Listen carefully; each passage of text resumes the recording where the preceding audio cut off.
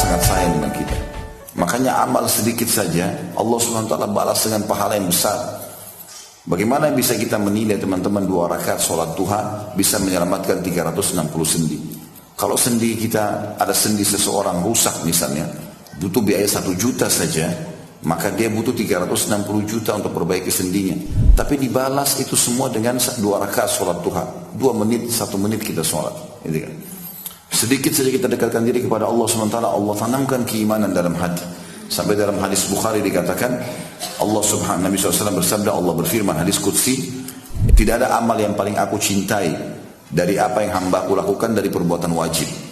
Jadi teman-teman jangan main-main dan jangan lalai dari sholat 5 waktu, puasa Ramadan, haji. Ini maksimalkan semuanya.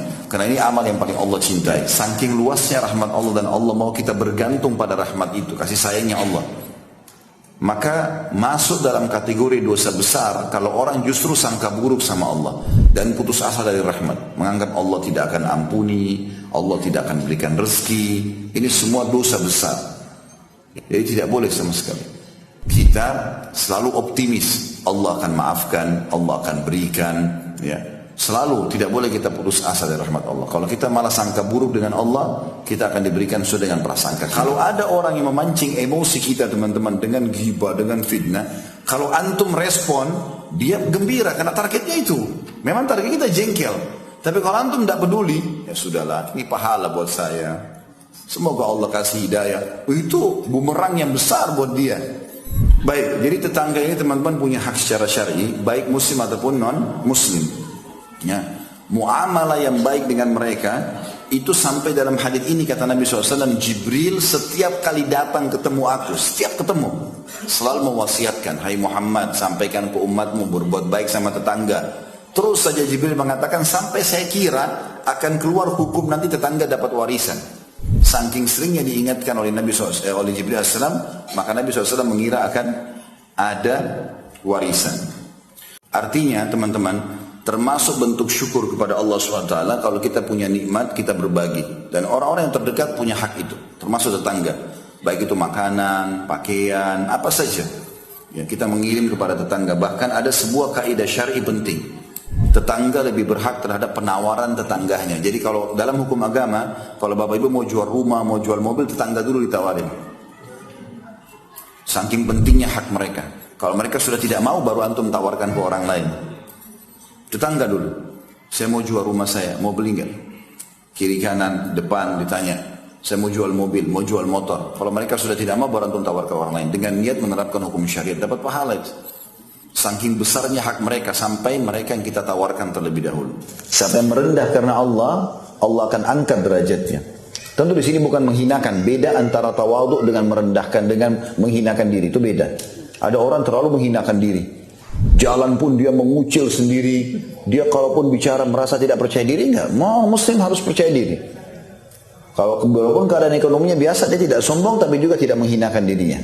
Kita enggak boleh hinakan diri kita. Toh perbedaan kita sama dia hanya karena status. Selebihnya tidak ada. Sama-sama manusia. Makanya Nabi SAW mengatakan tidak ada beda antara Arab dan Ajam kecuali dengan ketakwaan. Walaupun maknanya adalah walaupun aku orang Arab, wahai manusia, bukan berarti orang Arab lebih daripada yang lainnya. Tidak.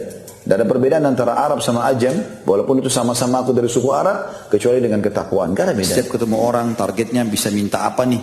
Ya. Ada orang begitu, subhanallah, penyakit jiwa. Setiap lihat orang, manfaat apa nih yang saya bisa ambil?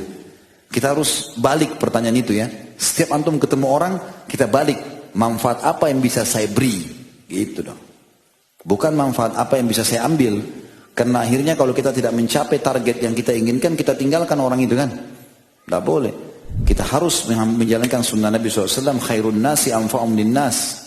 Manusia yang terbaik adalah yang paling bermanfaat bagi orang lain. Kita tawarkan manfaat kepada orang lain. Pada istri, pada suami, pada yang lainnya. Ini semua harusnya begitu. Kita kalau berdoa teman-teman dan kita sabar sampai titik klimaksnya. Jadi misalnya kita bilang, Ya Rabbi, ya wahai penciptaku, atau kita mengatakan Allahumma, ya Allah. Kalau kita ucapkan itu, pada saat kita ucapkan sebenarnya sudah ada garis finish doa itu. Tinggal kita sabar lalui, 3 hari kah, seminggu kah, pasti ada. Karena Allah mengatakan dalam Al-Quran juga, A'udzubillahi minasyaitonir rajim, wa idza sa'alaka ibadi anni fa inni qaribun ujibu da'watad da'i idza da'an wal yastajibu li wal yu'minu bi la'allahum yarshudun. Hai Muhammad, kalau ditanyakan kepadamu dari hamba-hambaku tentang aku, katakan aku sangat dekat. Aku pasti menjawab doa-doa mereka, permintaan mereka. Maka mereka semestinya hanya berdoa kepadaku, ya. Dan mereka hanya beriman dan patuh kepadaku agar mereka mendapatkan petunjuk, Jadi memang ada perintah untuk berdoa dan doa diijabah.